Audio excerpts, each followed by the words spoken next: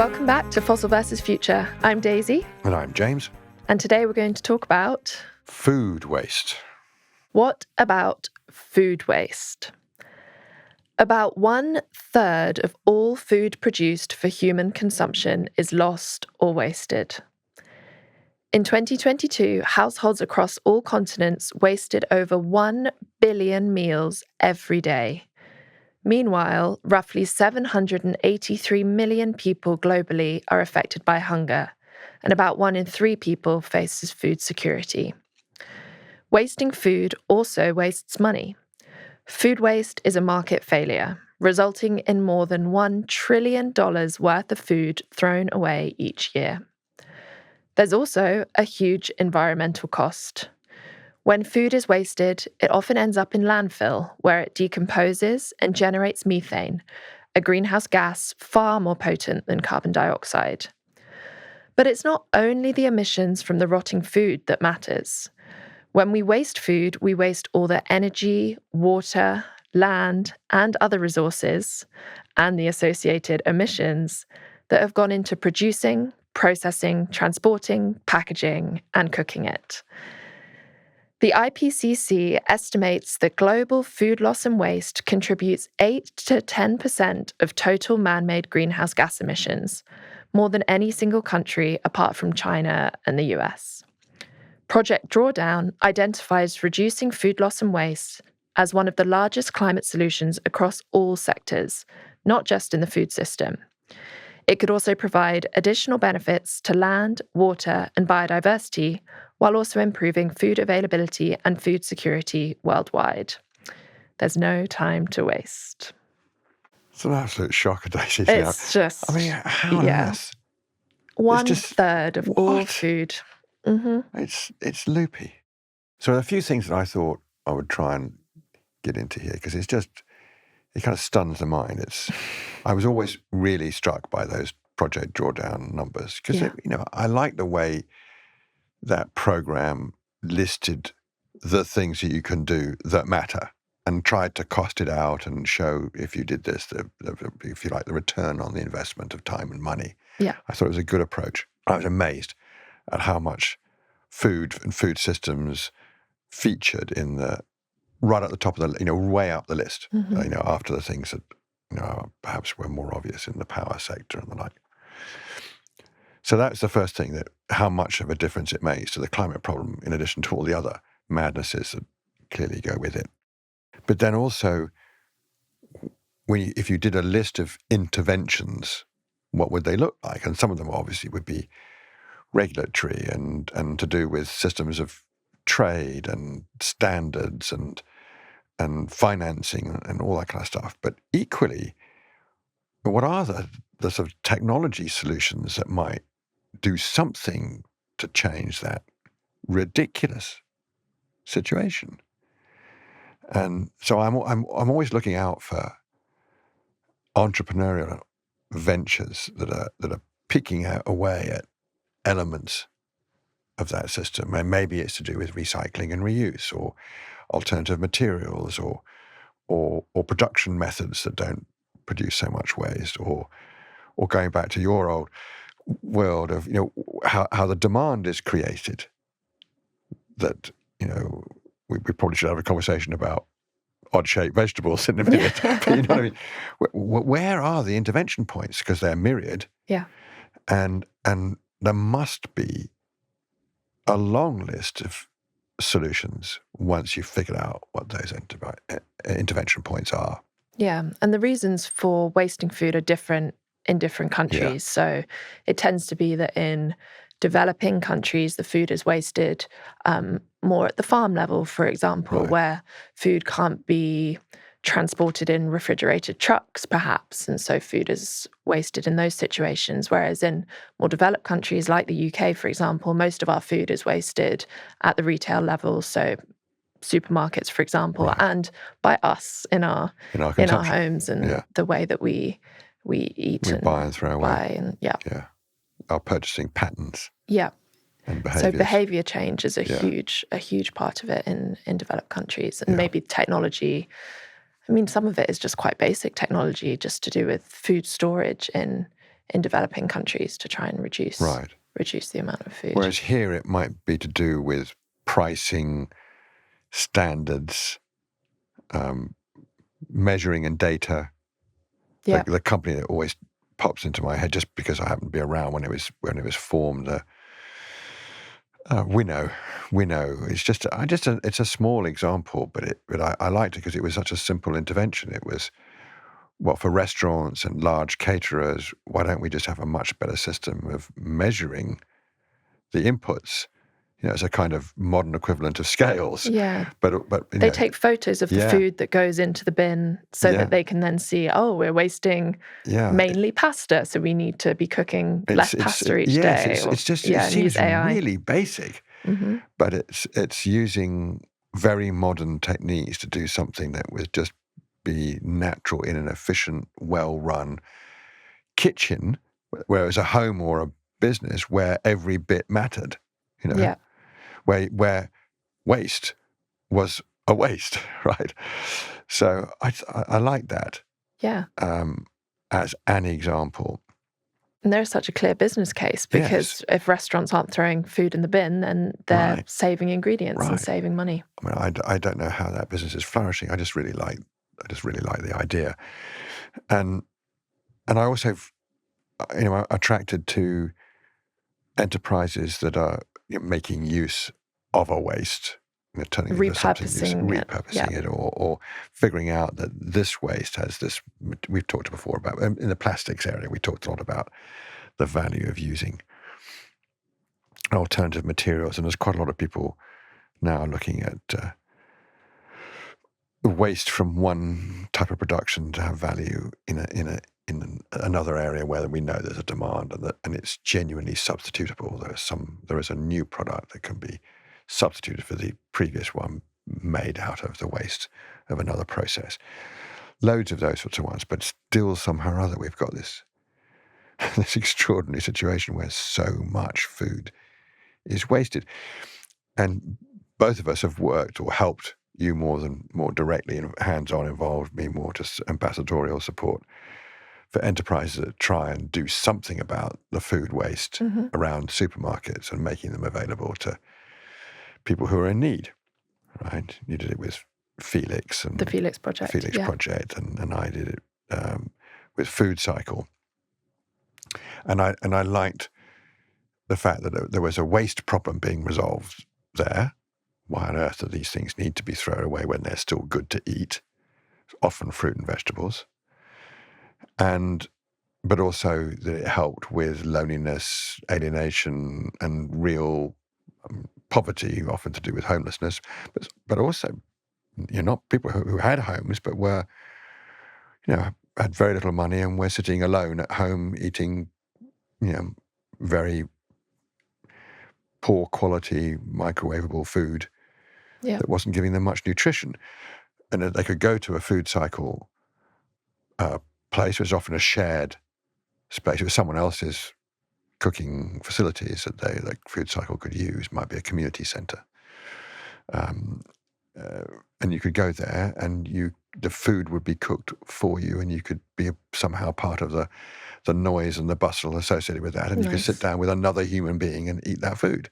Well, that's good, but you can't help thinking, why on earth is that food going to waste in the first place, right? And that's often because the supermarket has decided that the food has got to look like this, and if it goes past that date, it's got to be thrown away. Both, right? Yeah. Or, the supermarket's decided, we've decided, bit of a combination of the two. Yeah. Yes. Yeah, that's how I Well, what is the balance between those two? How much do you think it is? Do we really demand straight carrots? Do we? I mean, who does that? Who can't appreciate a tasty carrot that's nutritious, that's crooked? Wonky fruit and vegetables are cheaper in our supermarkets. They're branded separately now, and you can get a slight discount if you go for your wonky raspberries rather than your Is that because regular people raspberries. Don't know where food comes from or something? Maybe it's because most people don't. And I actually saw an article that we're going to get another climate change impact is more wonky fruit and vegetables, as fruit and veg is growing with less water and the heat. Right. And so, yeah, we're going to have So to it's get used to it. So it's harder to get perfect I think vegetables. so, yeah. Do perfect vegetables need more water? Yeah, I think so. Really?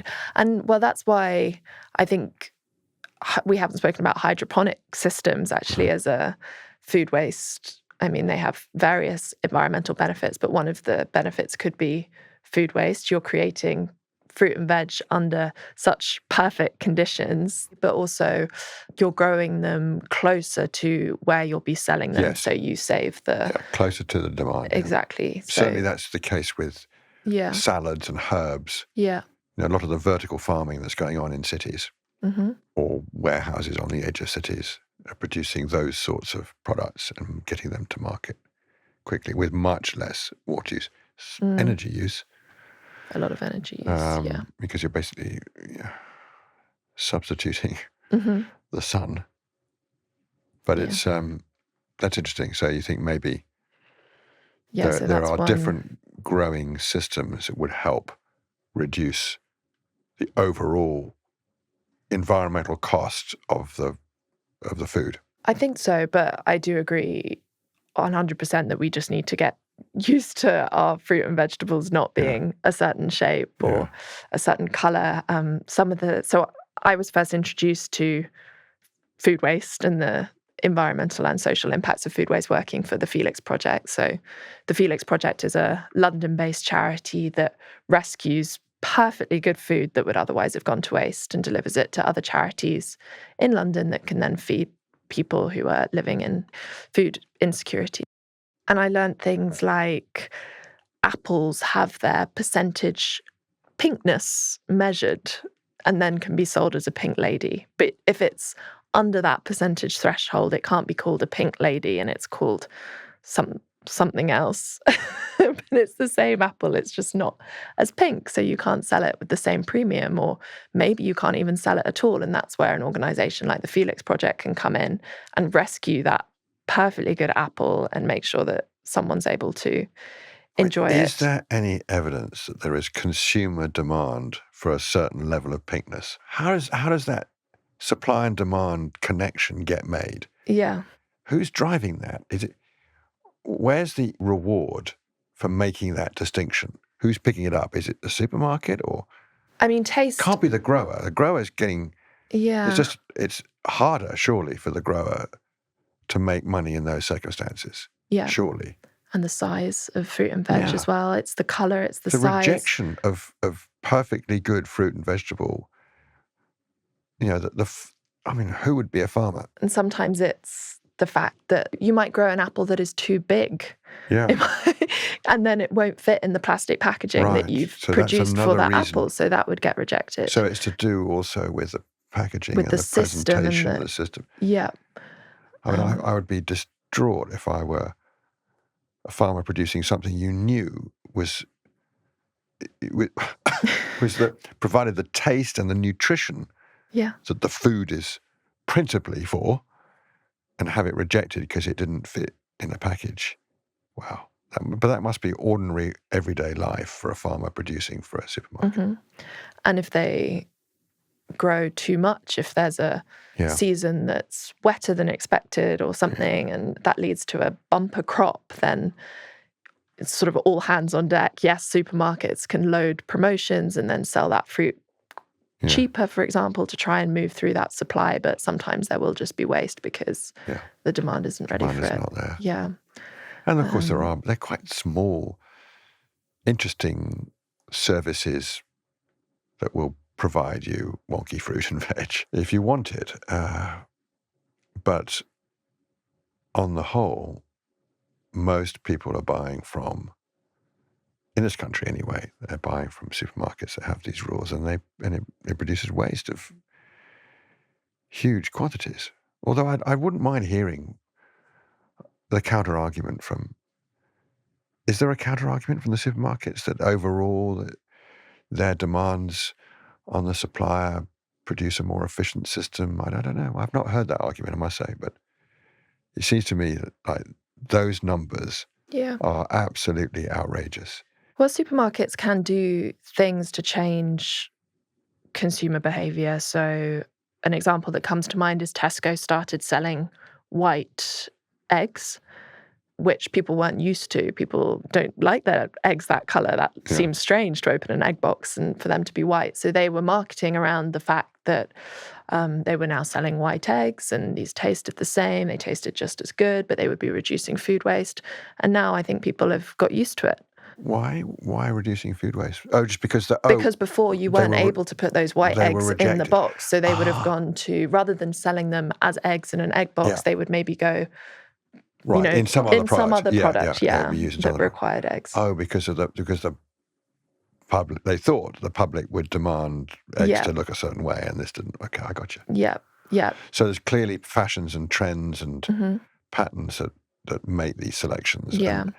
And they don't all come from the marketing department of the supermarkets. They do have some origin in consumer sentiment. I can see that, but I'm very skeptical about the sort of extremities of the sort of craving for perfection in shape and look as opposed to taste and nutrition. I mean, there's something fundamentally wrong if we're prioritizing what something looks like over its real value to us as humans, right? Yeah. But maybe it's not the only domain while that goes on. But just, wow. And I guess you as a consumer, you want to buy something that's going to last once you take it home. So if you can see a banana that's bright yellow or green and one that's turning brown, you tend to buy the yellow one. So we do. We purchase with our eyes, of course we do. But boy, is it an area that needs a rethink, right? It does need a change of behavior, of thinking, of priorities, because it's just poor, isn't it? To finish up with a system that wasteful cannot be right. And Lord knows we've been very fortunate to date that, in a sense, our societies can afford to be that wasteful. If you're closer to survival, day-to-day issues, you don't have that state of mind. But pressure is on, isn't it? I mean, I don't know how the current efforts to deal with the cost of living crisis, with so much effort being put into other organizations like the Felix Project or Food Cycle, but other, the food banks of various kinds. I'm sure that there's been a very good educational process at the same time as providing for people in real need as to what can feed a family and how that could be a combination of processed foods, but also fruit, vegetable, grains, things that can be provided and don't need to be in perfect form in order to deliver that value to someone who's in real need. Yeah, I guess that's one of the trade-offs, is that fresh fruit, fresh vegetables has a shorter shelf life. So you're more likely to waste those foods, or rather than those sort of ultra-processed foods that can sit in your cupboard for months and years and are pretty low in nutritional content, they're less likely to be wasted. Interesting. I've seen various attempts at dealing with the waste of packaging and trying to get people to feel that they can go and purchase what they need when they need it in the way that perhaps is more natural, where there are most everyday goods are for sale in an open market than in a closed, refrigerated and highly sophisticated supermarket. But in truth, still the vast majority, I don't know what the exact numbers are, but the vast majority of people go and buy their food that way or have it delivered from a system that's a very, very large-scale operation where a click delivers something to you. You're not walking through a marketplace and picking up just exactly what you need for cooking that night. Yeah. Meal planning and batch cooking, I think, is one of the best things you can do as an individual to reduce your food waste. Hugely. Just buying what you need. Now, if that culture were to return and not seem like it was a backward step. That would be, because people don't like the idea of going back to something that may well have been harder to do and with fewer resources. Yeah, takes But if time. it's seen as an advance, if it's a better way of living, then surely that would help deal with the catastrophic amount of waste that, let's face it, we all contribute to, even if we're trying hard. I think I saw that each person is responsible for a human body's worth of food waste in terms of the weight. That wasn't very well articulated, but Yeah. the mass of a human person in food waste per year. Yeah. Wow. So I think it is one of the key things you can do as a if you're asking, what can I do? Yeah. Well, that's another point we haven't talked about actually, is because food waste isn't just about the emissions released when the food ends up in landfill. Obviously, that's a part of it. It's about all the resources that have gone into creating that food item that have been wasted.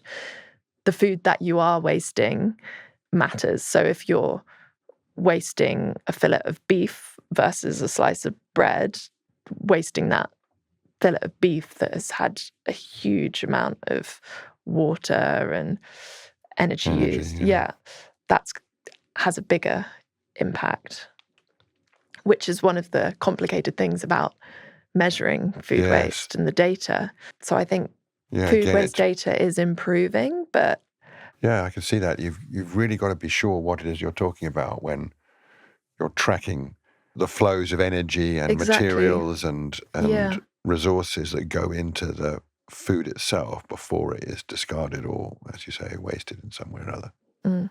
So it's like so many of these topics, right? There's something you can do personally. It's probably mostly a system problem. There will be interventions that have to be made by a government, but also by the powers in the supply chain who sets the demand, who sets the standards to meet that demand, who finances it. How does it get from A to B? All of those factors are relevant, aren't they? Definitely.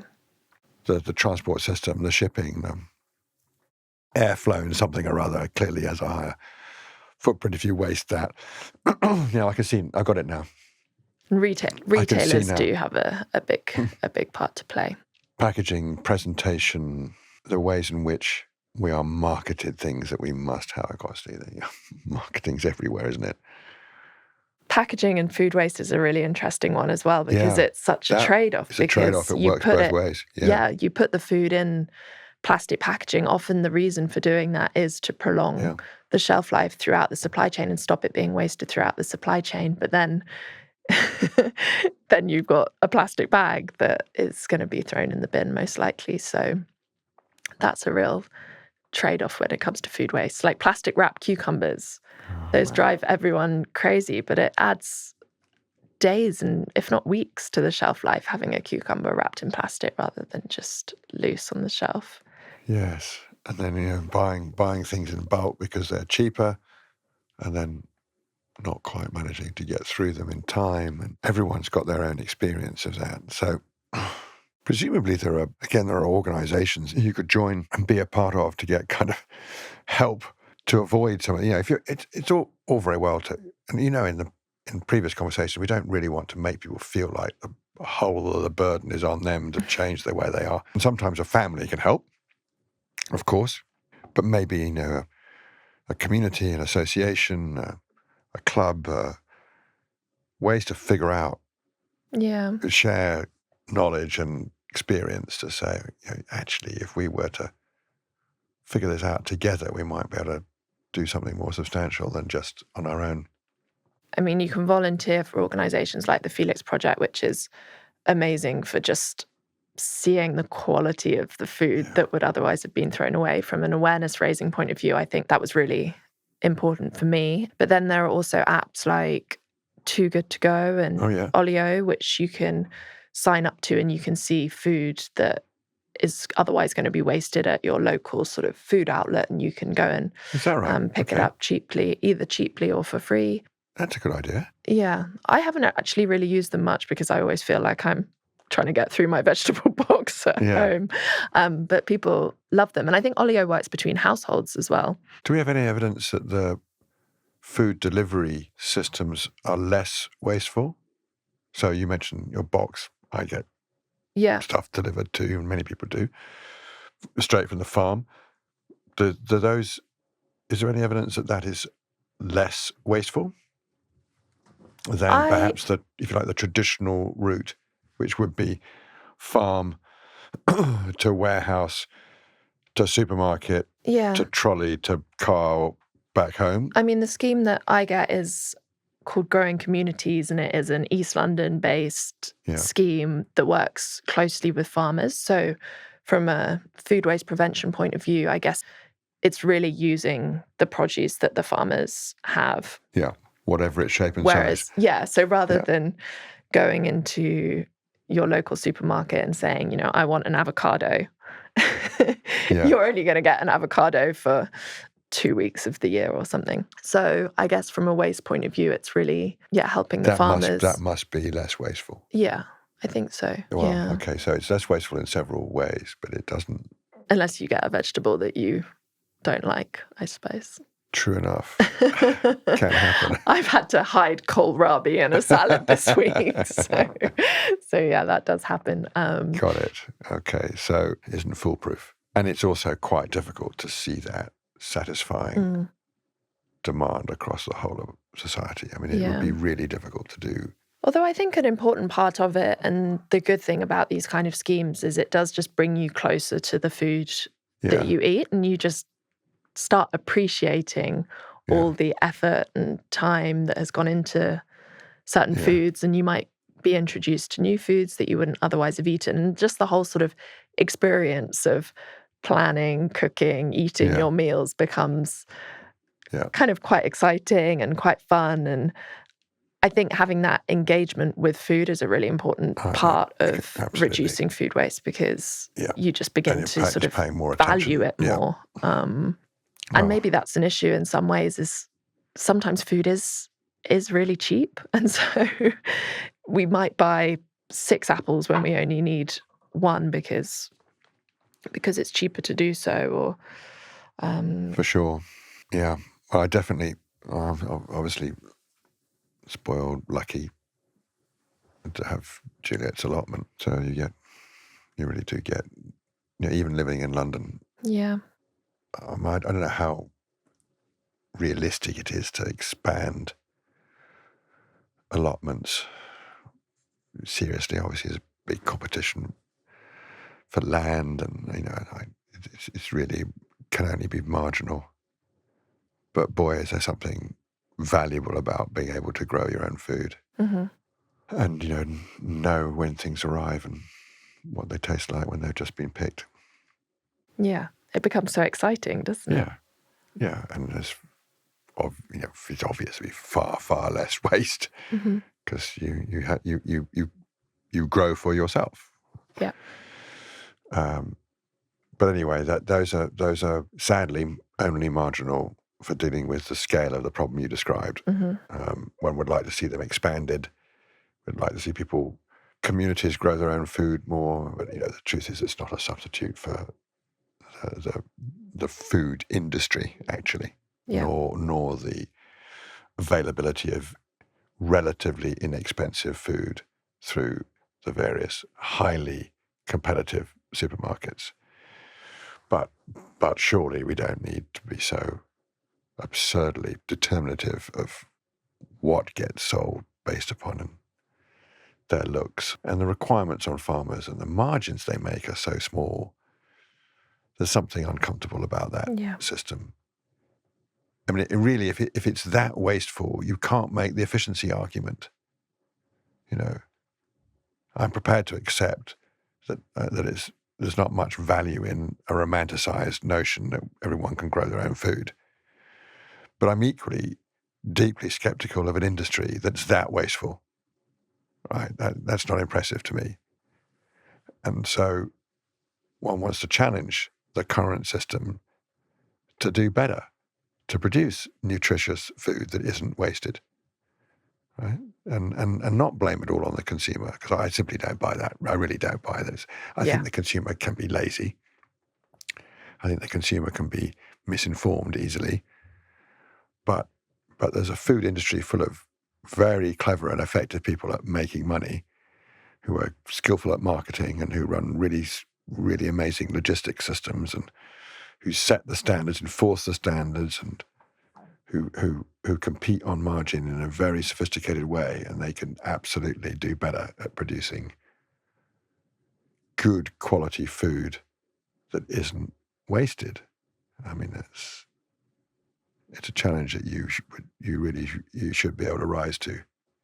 Yeah, so one of my roles when I was at Tesco was forecasting for fruit and vegetables. So estimating how much we were going to sell, which then triggered orders. And for forecasting, the balance is always between availability for customer and waste. You can't just throw loads of fruit and veg into the shop, because then loads will be wasted and you lose that money. But then at the same time, the worst thing that can happen is if you run out and that product's not available for the customer when they go to buy it. And it's always just trying to judge that balance between waste and availability. Like if you have a really strong, important promotion, you're going to tip that balance slightly so that the product is definitely available, even if you are then likely to get a bit more waste. Or depending on the time of year, if it's Christmas, for example, you do not want to risk the fruit and veg running out. So, which it did when I was, we had no bananas one morning before Christmas when I was working there. Yeah, that was interesting to me, how you've got to figure out which is priority. Is it the waste that's priority, or is it the availability that's priority? And often it's the availability. No bananas one day, I mean, probably not the end of the world, but it's perceived as such. Right? Yeah. Because if we should have a display of what we could provide our customer, and if we haven't got that, then we've failed. Yeah. Okay, so where's the boundary line between the perception of failure from the supermarket and the feeling of genuine loss from the customer? I don't know. Mm-hmm. I don't know. But if the net result is a system that is not providing nutritious food at affordable prices that contains the level of waste, there's something wrong there. Yeah. It's got to be fixed. And I don't know where the best intervention, I don't know enough about where the right intervention point or the best intervention points are. That's something that supermarkets have, I'm not sure if they've all done it or most of them have started to do it, is removing dates from some of their products. I have seen that, yeah. So I think something that not everyone is aware of is the difference between best before dates and use by dates, for example. It's only use by dates that are actually important for your health, I suppose. Like if you eat something that's past a use by date, it might make you unwell. Yeah. Whereas a best before date or a display until date or a sell by date, those are all just about the quality of the product. So supermarkets have started removing those best before dates so that people aren't influenced by those in terms of which ones. They don't just chuck them out because the date's popped up and they've looked in the fridge and said, oh dear, that's got to go. Yeah. But that's another innovation as well. I think there are now labels that you can get on milk that actually change colour depending on if the milk is off. And, innovations registering what's inside and then rather than in advance fixing a date. Yeah. So there are more innovations happening there as well. Yeah, there are so many different things. Fast food restaurants, if you eat off a plate rather than off a disposable packaging, you're a bit less likely to leave stuff on a plate than you are inside a paper fast food bag, for example, because you just throw it all away. And icy, as opposed to turning it out on a plate. Portion sizes in restaurants. God, yeah, and that varies country to country. Yeah. Yes, and just loads of options, right? Lots of different things to eat at any particular time. And so I've tried that, but then I'll go to that. Whereas in a more challenging environment, we wouldn't do that. Yeah.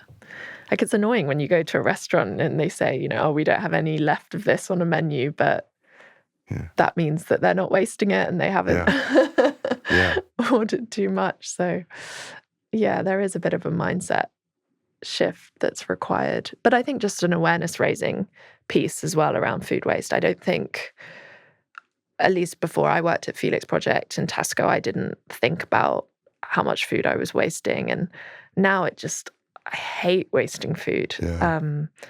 And apparently 81% of UK citizens are concerned about climate change, yet only 37% realise that food waste contributes to climate change. Connected. Yeah. So that's something at least we can draw attention to.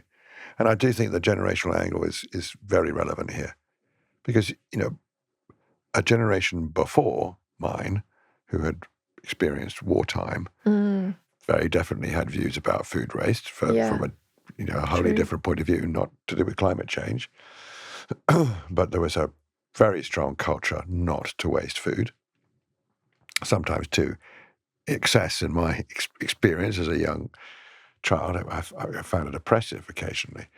But you can see where that comes from, and therefore you can imagine a change of consciousness happening over food waste driven by some other imperative, like perhaps climate change or something else, social. It's true that I think the sheer scale of it, the amount, when food cycle, we used to go round to the supermarket with permission, it was all arranged with the supermarkets, and not every supermarket either, but only the ones that had agreed. My God, the amounts that were being thrown away were horrendous, and we only needed a tiny amount of it to go to some local community centre to be cooked up for an evening.